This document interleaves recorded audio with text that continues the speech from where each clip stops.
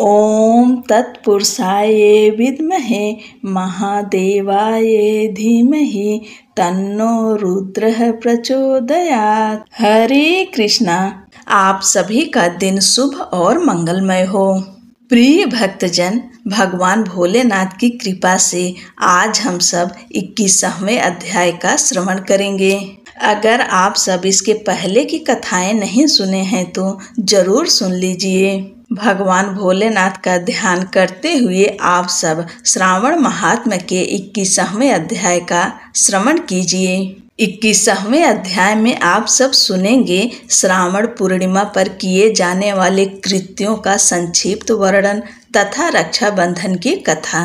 सनत कुमार बोले, हे दयानिधे, कृपा करके अब आप पूर्णमासी व्रत की विधि कहिए, क्योंकि हे स्वामिन, इसका महात्म्य सुनने वालों की श्रवणेच्छा बढ़ती है। ईश्वर बोले, हे सनत कुमार, इस श्रावण मास में पूर्णिमा तिथि को उत्सर्जन तथा उपाकर्म संपन्न होते हैं। पौष पूर्णिमा तथा माघ पूर्णिमा तिथि उत्सर्जन कृत्य के लिए होती है अथवा उत्सर्जन कृत्य हेतु पौष की प्रतिपदा अथवा माघ की प्रतिपदा तिथि विहित है, अथवा रोहिणी नामक नक्षत्र उत्सर्जन कृत्य के लिए प्रशस्त होता है, अथवा अन्य कालों में भी अपनी अपनी शाखा के अनुसार उत्सर्जन तथा उपाकर्म दोनों का साथ साथ करना उचित माना गया है। अतः श्रावण मास की पूर्णिमा को उत्सर्जन कृत्य प्रशस्त होता है। साथ ही ऋग्वेदियों के लिए उपाकर्म हेतु श्रवण नक्षत्र होना चाहिए। चतुर्दशी पूर्णिमा अथवा प्रतिपदा तिथि में जिस दिन श्रवण नक्षत्र हो उसी दिन ऋग्वेदियों को उपाकर्म करना चाहिए। यजुर्वेदियों का उपाकर्म पूर्णिमा में और सामवेदियों का उपाकर्म हस्त नक्षत्र में होना चाहिए। शुक्र तथा गुरु के अस्त काल में भी सुख पूर्वक उपाकर्म करना चाहिए, किंतु इस काल में इसका प्रारंभ पहले नहीं होना चाहिए, ऐसा शास्त्रविदों का मानना है। ग्रहण तथा संक्रांति के दूषित काल के अनंतर ही इसे करना चाहिए। हस्त नक्षत्र युक्त पंचमी तिथि में अथवा भाद्रपद पूर्णिमा तिथि में उपाकर्म करें। अपने अपने गुहा सूत्र के अनुसार उत्सर्जन तथा उपाकर्म करें। अधिक मास आने पर इसे शुद्ध मास में करना चाहिए।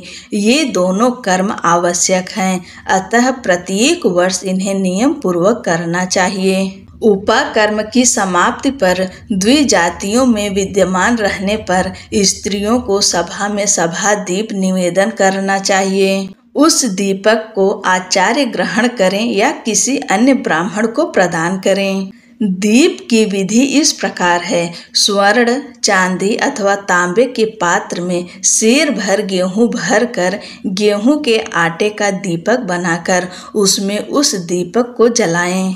वह दीपक घी से अथवा तेल से भरा हो और 3 बत्तियों से युक्त हो।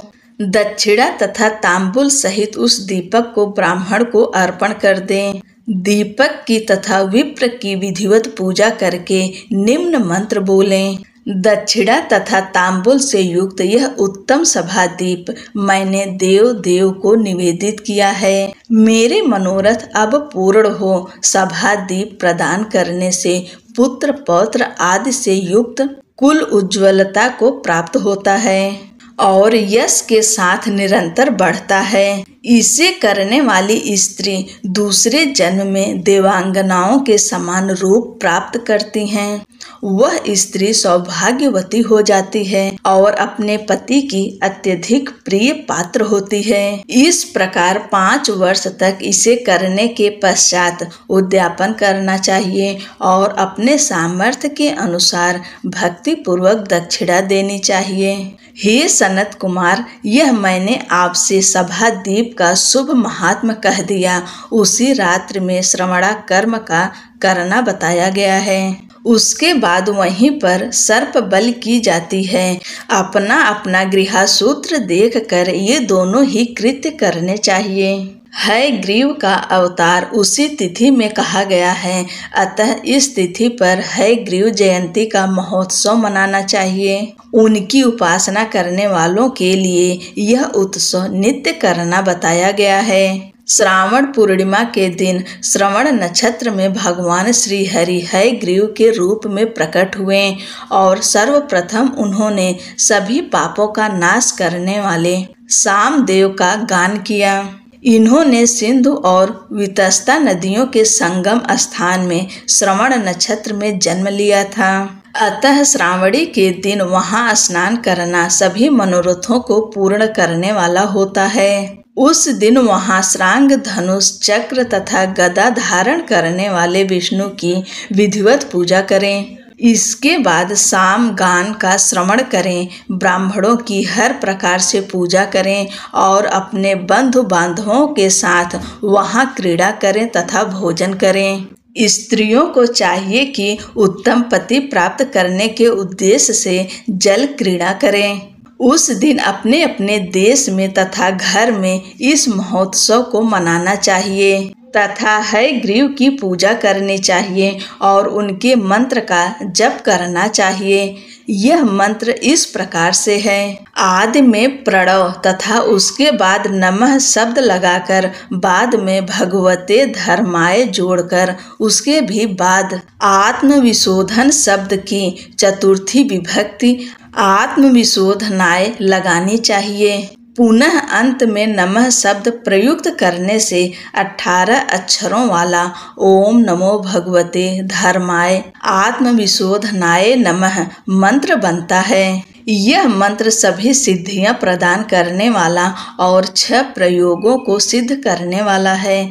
इस मंत्र का पुरस्चरण 18 लाख अथवा 18,000 जप का है। कलयुग में इसका पुरस्चरण इससे भी 4 गुना जप से होना चाहिए। इस प्रकार करने पर हयग्रीव प्रसन्न होकर उत्तम वांछित फल प्रदान करते हैं। इसी पूर्णिमा के दिन रक्षाबंधन मनाया जाता है, जो सभी रोगों को दूर करने वाला तथा सभी अशुभों का नाश करने वाला है। हे मुनि श्रेष्ठ, इसी प्रसंग में एक प्राचीन इतिहास सुनिए। इंद्र की विजय प्राप्ति के लिए इंद्राणी ने जो किया था उसे मैं बता रहा हूँ। पूर्व काल में 12 वर्षों तक देवासुर संग्राम होता रहा। तब इंद्र को थका हुआ देखकर देवी इंद्राणी ने उन सुरेंद्र से कहा, हे देव, आज चतुर्दशी का दिन है, प्रातः होने पर सब ठीक हो जाएगा। मैं रक्षाबंधन अनुष्ठान करूंगी, उससे आप अजेय हो जाएंगे। और तब ऐसा कहकर इंद्राणी ने पूर्णमासी के दिन मंगल कार्य संपन्न करके इंद्र के दाहिने हाथ में आनंददायक रक्षा बांध दी। उसके बाद ब्राह्मणों के द्वारा स्वस्त्ययन किए गए तथा रक्षाबंधन से युक्त इंद्र ने दानव सेना पर आक्रमण किया और क्षण भर में उसे जीत लिया। इस प्रकार विजयी होकर इंद्र तीनों लोकों में पुनः प्रतापवान हो गए। हे मुनीश्वर, मैंने आपसे रक्षाबंधन के इस प्रभाव का वर्णन कर दिया, जो कि विजय प्रदान करने वाला, सुख देने वाला और पुत्र, आरोग्य तथा धन प्रदान करने वाला है। सनत कुमार बोले, हे देव श्रेष्ठ, यह रक्षाबंधन किस विधि से, किस तिथि में तथा कब किया जाता है? हे देव, कृपा करके इसे बताएं। हे भगवान, जैसे जैसे आप अद्भुत बातें बताते जा रहे हैं, वैसे वैसे अनेक अर्थों से युक्त कथाओं को सुनते हुए मेरी तृप्ति नहीं हो रही है। ईश्वर बोले, बुद्धिमान मनुष्य को चाहिए कि श्रावण का महीना आने पर पूर्णिमा तिथि को सूर्योदय के समय श्रुति स्मृत के विधान से स्नान करें। इसके बाद संध्या जप आदि करके देवताओं, ऋषियों तथा पितरों का तर्पण करने के बाद सुवर्णमय पात्र में बनाई गई सुवर्ण सूत्रों से बंधी हुई मुक्ता आदि से विभूषित विचित्र तथा स्वच्छ रेशमी तंतुओं से निर्मित, विचित्र ग्रंथियों से सुशोभित, पदगुच्छों से अलंकृत और सरसप तथा अक्षतों से गर्भित एक अत्यंत मनोहर रक्षा अथवा राखी बनाएं। इसके बाद कलश स्थापना करके उसके ऊपर पूर्ण पात्र रखें और पुनः उस पर रक्षा को स्थापित कर दें। उसके बाद रम्य आसन पर बैठकर सुहृदजनों के साथ वारांगनाओं के नृत्य गान आदि तथा क्रीड़ा मंगल कृत्य में संलग्न रहें। इसके बाद यह मंत्र पढ़कर पुरोहित रक्षा बंधन करें। येन बद्धो बलिराजा दानवेंद्रो महाबलः तेन त्वामनु बधनामी रक्षे माचल माचल।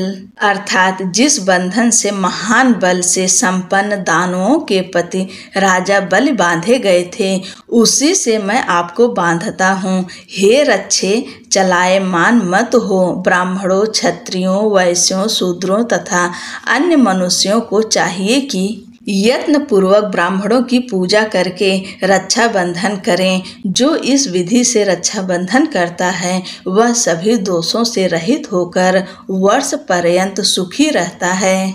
विधान को जानने वाला जो मनुष्य शुद्ध श्रावण मास में इस रक्षा बंधन अनुष्ठान को करता है, वह पुत्रों, पौत्रों तथा सुहृदजनों के सहित 1 वर्ष भर अत्यंत सुख से रहता है। उत्तम व्रत करने वालों को चाहिए कि भद्रा में रक्षा बंधन न करें, क्योंकि भद्रा में बांधी गई रक्षा विपरीत फल देने वाली होती है। इस प्रकार श्री स्कंद पुराण के अंतर्गत ईश्वर सनत कुमार संवाद में श्रावण मास महात्म्य में उपाकर्मोत्सर्जन, श्रवणाकर्म, सर्प बलि सभा दीप, हयग्रीव जयंती, रक्षा बंधन विधि कथन नामक 21वां अध्याय पूर्ण हुआ। बोलो भगवान शंकर की जय, माता पार्वती की जय।